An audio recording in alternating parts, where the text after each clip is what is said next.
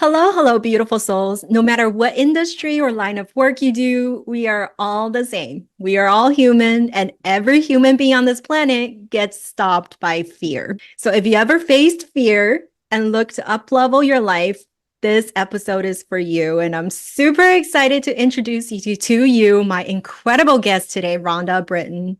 Rhonda is an Emmy award-winning repeat Oprah guest and master coach.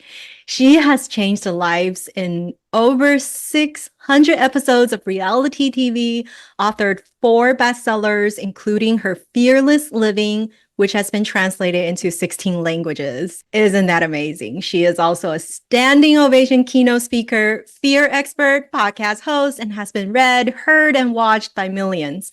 And we would be here all day if we listed out all of her accomplishments. So let's dig in. Welcome to the show, Rhonda. I'm so excited to be here, Lucy. You're just so delightful. I can't wait to get into this conversation. Rhonda, you founded the Fearless Living Institute. So let's start there. What does fearless living mean to you? Well, it definitely doesn't mean you don't have fear, right? Because fearless living really is about the willingness to master fear. We're never going to get rid of fear. It's part of our neurobiology. And I think that's where the misnomer is, right? So the way when people say, be fearless, and they go, well, I can't be fearless because I have fear. I go, yes, of course you do, right? So it's part of our neurobiology. You're not going to get rid of fear. But what you can do is understand how it works so that it doesn't decide your life for you. You decide your life. And that takes a little extra attention, a little extra effort. And that's why I created something called the Wheel of Fear and the Wheel of Freedom to help you understand how fear works. I think the number one thing people tell me after they get their Wheel of Fear, their personalized, unique Wheel of Fear and Wheel of Freedom is, now I know why my life is the way it is. Like it explains everything. Why you got married, why you got divorced, why you went to college, why you quit that job, everything. It's a mental model that you can use and apply to any part of your life. Beautifully said. Fear could be actually our friend. Would you agree? Oh gosh, fear. I'm going to tell you something that I'll never forget. I was on Steve Harvey's show and I said this to him and he literally practically fell out of his chair. And it is fear loves you. So fear loves you. Every emotion that you have, every feeling / emotion, and we're going to use those interchangeably right now, is a part and parcel of what you need in order to move your life forward. So they're just energy. Feelings are just energy. And they're all here for a reason. They're all here for a reason. And fear is here for one reason and one reason only, to keep you safe. The challenge is because we don't understand how it works, and we've all probably by now understand neuroscience and the brain, and we've done a little bit of research in that, but that doesn't necessarily tell you how it applies to your life, right? We don't see it in 3D, so to speak, in our lives. So when you understand how fear works, everything changes. Is that what happened to you? Did you see fear as a friend and that's how you change your own life? Oh no. First of all, and I think many people are like me, I never even thought I was afraid. So the joke of the century, the irony is that I actually work with fear because I grew up in Upper Michigan, little tiny town. I'm from Finnish heritage, which means we don't feel. And so I never, even during my worst days, which I've had horrible, horrible decades, really tragic and horrific decades and self-destructive decades, during all of that, I would have never said, I'm afraid. Never. I just thought, I was crazy or I was stupid or I was procrastinating. And that's the trick of fear. Most people like me don't know they're afraid.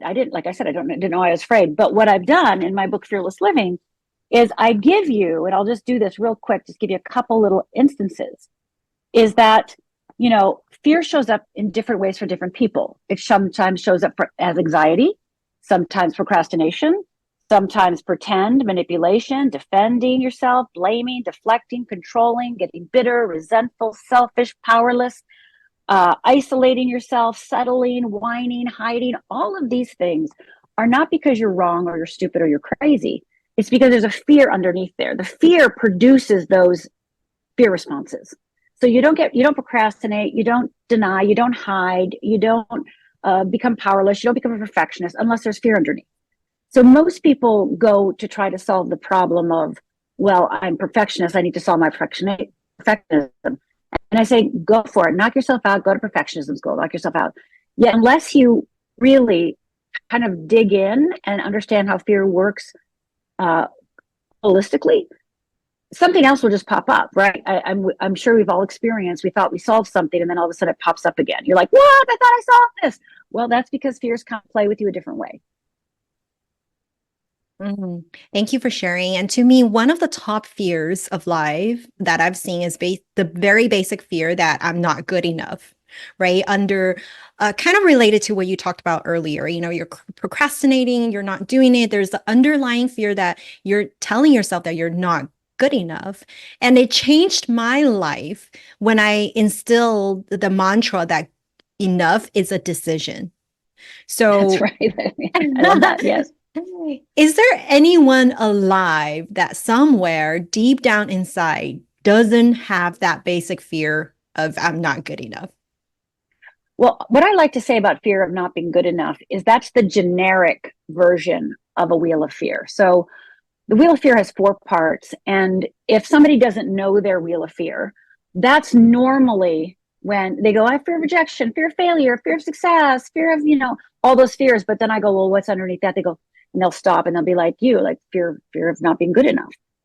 And fear, like I said, fear of not being good enough is generic. And there is nobody alive that doesn't actually have a wheel of fear, doesn't have fear. Because again, it's part of our neurobiology. It's part of how we're wired, right? We don't just become afraid because we were raised a certain way. Don't get me wrong. How you were raised does impact what kind of fear you have, but so does your DNA. It's been proven now that fears are handed down through our DNA. So when people say, I got to figure out why I'm like this. Why am I like this? Why am I like this? They're trying to find that one moment, that one secret thing that happened to them that they can say, that's why I'm like this. Well, you might behave a certain way because of the DNA that's been handed down through generations. So you may never find that one thing. So I invite folks to not search for the one thing that's caused them to be like this, but instead find the one thing that will set them free. I love that. This is kind of like how we say sometimes we're looking to learn, but sometimes it's really about unlearning, right? And going a level deeper. It's about unwinding, right? It's about Mm. unwinding, unlearning. It's about actually having the humility to do so. Because I think it takes great humility to be willing to say, what if I'm wrong about this? What if I really don't know this? What if I'm only using fear as a way to keep myself from avoiding taking action? What if I'm using fear? What if I'm using procrastination to beat myself up so I don't have the energy or the fortitude or the willingness or the grace or the heart to keep going for my dream? So we use fear, creates that procrastination, all, beating yourself up, etc. But then we use the same thing that fear gifts us with is the thing we use to let fear win. So, I always say there's never, ever, ever, ever, ever, ever, ever a reason to beat yourself up or another human being. You just don't get to do that. Like, no. It's the number one tool fear uses. I always say it's the oil, it's the gas and the oil in the wheel of fear. Because when we beat ourselves up, we're actually participating in the demise and breaking apart of our connection to living the life our soul intended. And that's how we're contributing. That's how we're participating. So we can change that any moment. Just like you said, enough is a choice. Beating yourself up, just even realizing it's a choice. I knew blew my mind. I didn't think it, for most of my life, I didn't think it was a choice. I just thought that's the way it was. And that's who I was. And I thought I was all my bad decisions. I thought I couldn't get beyond my bad decisions. I really thought that my past I had to carry with me for the rest of my life. And when I started understanding how our neurobiology works and how fear works, I was able to put down those things. I was able to put down my past and actually create a new future for myself. Powerful, powerful words, Rhonda. But do you think there are fears that are healthy for us by chance? Well, there's 2 things. One is we're talking about a difference between emotional fears and instinct fears, physical fears.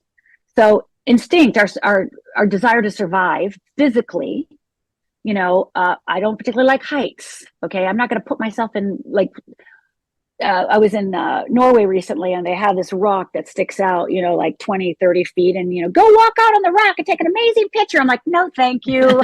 I know that would be really cool, and I'd be really happy if I did it, but no, right? So we have physical fears, and those are our instincts. Those are for physical survival.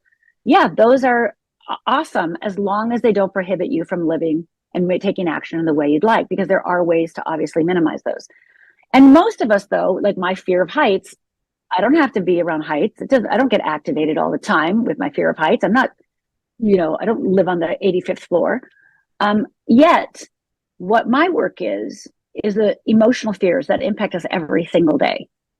The fear of being rejected, the fear of failure, the fear of loss, the fear of being judged, right? So these fears are a constant in our life. So yes, we want our instincts. We want our ability to survive. The challenge is that our body and brain don't know the difference between physical fears and emotional fears. So the response is the same. So when I'm on the top of a 85th building or in Norway, like go on the 20 feet, right? And I'm like, right? That's a physical fear for my literal life. And yet I can put myself in fear of rejection, fear of failure, fear of loss, et cetera, fear of looking stupid, fear of looking foolish, fear of worthlessness, et cetera. And that same happens. So the way our neurobiology works is it doesn't know the difference. We've got to train ourselves to know the difference. We've got to discern. We've got to splice it out so that we can actually see the difference in our response to what's going on emotionally with us versus what's going on physically with us. Thank you so much. I really love that differentiation. So know the difference when there's a physical fear, right? I'm the same way. Every time I'm on a hike, I see snake, I scream and I run. I'm trying to save my own life, right? Yeah, exactly. But if that hindered me from ever going on a hike, then that would be more of an emotional fear. Right. Well, it might be a physical fear, but you've created such a barrier, right? So it's like, okay, I'm afraid of snakes. Yeah, I don't want to be around snakes either, but you want to hike, then you've got to do the emotional work to heal and solve and move through the physical fear. And that's going to take your body sensations. That's going to take your thoughts, your mindset. That's going to take your heart. And that's going to take your spiritual foundation of what you believe ultimately in order to move you past that. But can it be done? Absolutely. Oh, absolutely. I've seen so many snakes on my hikes, but I'm still going. Yay, Lucy. Awesome. Okay. So for those who have done the work, they've done the personal development work, they're working through their fear, they're working through their shame, procrastination, all those things that you talked about earlier, right? And they feel like they're finally living that fearless life. Yay! But then their boss, their partner, someone else, their friend is living with fear and constantly nagging and telling them, what's scary. Well, obviously they're with good intention. They want to protect you, but it happens. And that is something we don't want. So how do you go about dealing with that situation? Well, that's the whole reason, I teach Fearless Conversations, or I have a chapter in Fearless Living called Fear Junkies and Fear Busters, right? Because most fear junkies, like you said, they're doing it with the best of intentions. It's not like they're trying to hurt or harm you. There are some fear junkies that are, by the way, but most don't. So you get to learn something called boundaries. You get to learn something called communication skills. So most of us, instead of learning the skills that are necessary in order to stand for ourselves and create a sovereignty within ourselves, we get mad at the people who aren't doing what we think they should do, right? So why are you afraid of that? Stop being afraid. It's like, well, but they're afraid. So yelling at them is not really helpful. So as we grow as individuals, as we build our compassion, as we build our empathy, as we build our ability to be honest and build our own personal responsibility and create a sense of sovereignty, we then learn the difference between where I put my hand on my shoulder for a reason. I know I had a therapist once that really brought this home, and this is how she did it with me. Is she goes, Rhonda, you end here. And when she put her hand on her shoulder and rubbed it, I was like, what? She goes, you end here. This is where you end. and that other person, is here. And of course, I logically knew that. I mean, I understood what she was saying, but just having that visual reminder that I am here and they start there and they're fully responsible for their life and I'm fully responsible for my life. And how we build relationship is learning the skills in order to connect and communicate. Because, I always say it's either perfection or connection, right? So if you want to connect, you can't worry about perfection. You gotta choose connection.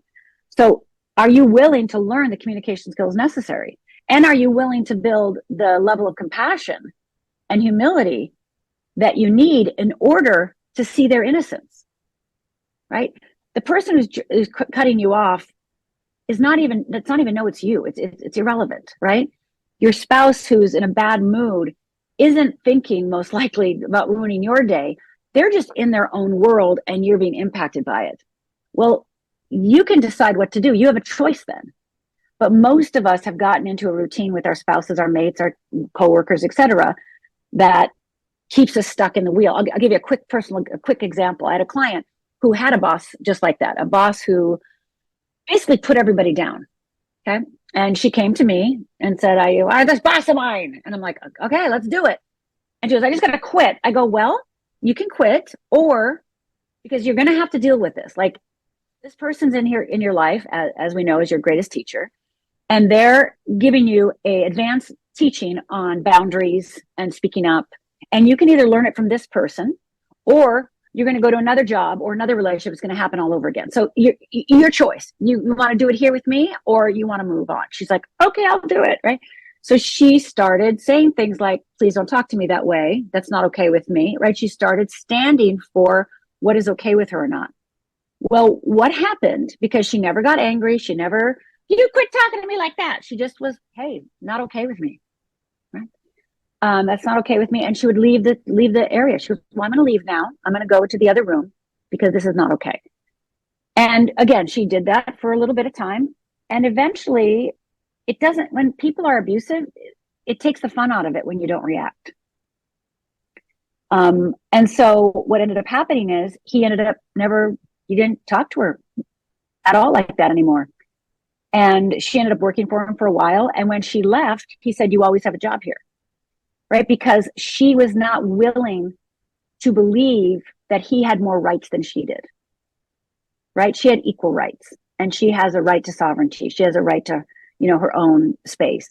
So most of us, and I was raised this way too, is I'm from Minnesota nice. I was raised, be nice.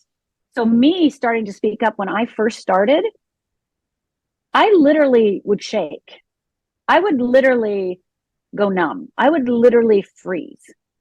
And some of my most proud moments in my life, if I look back on it, are when I spoke up, even when it was like, and I teach my clients and my coaches to do this. I wanted to say something to somebody that was really hard, and I was shaking. And I said, I'm going to say something right now, and I'm going to say it really bad and probably really poorly, but just listen to the end. And I'm just really trying.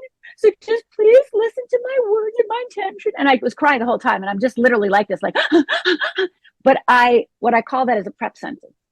So I prepped him for what was about to happen. And what we do is we don't normally prep our partners, prep our bot. Like this is, I'm a little upset right now, so my voice may raise, or I'm a little, right? We're going to prep them. And then what that does is when we prep them is we look like we're in control of our being. They're not afraid that we're going to attack or what's going to happen. You are a known quantity. You know yourself. Again, you have sovereignty. So these are some of the communication skills I teach inside Fearless Living, because without them, you really have a very difficult time to be fearless in the world, because the world is filled with people. I love it so much. And I love it so much that you said it is a skill. Living fearlessly is a skill. It's not something someone else is born with, right? We hear this a lot. No. Someone else has it all. Someone else has the confidence, and I don't. No, it's not. Nope. It's so not true. Confidence is a learned skill. Everything you want, right, to promote yourself, to whatever you think is not possible, it's a skill, and someone else has crossed that line and learned it and mastered That's it. right. So That's right. Well, and people that are confident lose their confidence. Confidence is a skill that you must keep up, right? mm-hmm. So I've had so many. I was at a book signing, and one of my book signings, and a guy 6'3" came there, and he goes, "Oh, I saw that you were doing books today, and I was just going to comment." I mean, literally, he came here. This is what he says to me: "I just came to tell you I'm fearless," and I'm like, "Okay." I said, "Great, awesome, yay for you. Can I give you a little test?" He's like, "Yes, go ahead, give me a test." And I said, "Okay, so can you say I love you first? Can you forgive? Have you been able to say you're wrong? Have you healed all your past damages, your past hurts, your past pains with another human being that you inflicted?" I mean, I'm saying all these things, right? And he's just going, because most people, like you're saying, think of fearless as, I can jump out of a plane and I can tell you what to do. And okay, that's one type of fearless. But the real fearless, what I consider the true fearless, is being able to know what you think, to be in charge of how you respond to the world, and be able to live the life your soul intended. And that takes a whole bunch of skills, not just good luck. So good. And, as the saying goes, new level, new devil, right? There's Well, no yes, fill in because the blank. right. Yeah. Well, you're right, because I like to think of a spiral. And again, it's not quite a spiral, but think of a spiral. And, well, I'll just use myself as an example. I had to forgive my father, as most of us do at some time. I have to give for my father. And I thought I forgave my father, 20 years ago, 30 years ago, right? And as I up another level, all of a sudden my dad's there again. And I'm like, "Oh my God, I thought I forgave you," right? Well, yes, I forgave him to the capacity that I had owned myself, that I was aware of, that I had access to. But the more that I become aware, the more that I grow, the more that I occupy myself from my bones to my skin, the more I am me, then I see other aspects. And other memories pop up. And it's like, oh, here you are again. More work to do. It is not, well, most of my clients will be like, "Well, it didn't work last time." I go, no, it worked. You wouldn't be here having this moment if you didn't work last time. So this is a sign that you're actually growing and shifting and changing. So yeah, we all have pathways that we will revisit throughout our lives. That is part of our growth pattern. And lucky us. And yours might be money or love or, relationships, right? So it's going to be a reoccurring theme in your life. And that's not to, disappoint you or frustrate you. It's that is your greatest growth and your greatest gift and part of your destiny. So much wisdom there. Thank you so much for sharing, Rhonda. What is a favorite quote that you go by in life? There is nothing wrong with you. It's just fear. There's nothing wrong with you. It's just fear. I'm going to let that sink in for a while, everyone. And if you've been as inspired as I am from listening to Rhonda, do follow her, connect with her, and check her out at fearlessliving.org, fearlessliving.org. And if you want to go get a free little gift from me, go to fearlessliving.org/risk, RISK. If you procrastinate, if you want to take more risks, go and grab that course, because that is a cure procrastination course. So again, fearlessliving.org/risk, RISK. Beautiful. Thank you. You're welcome. Thank you. Be fearless.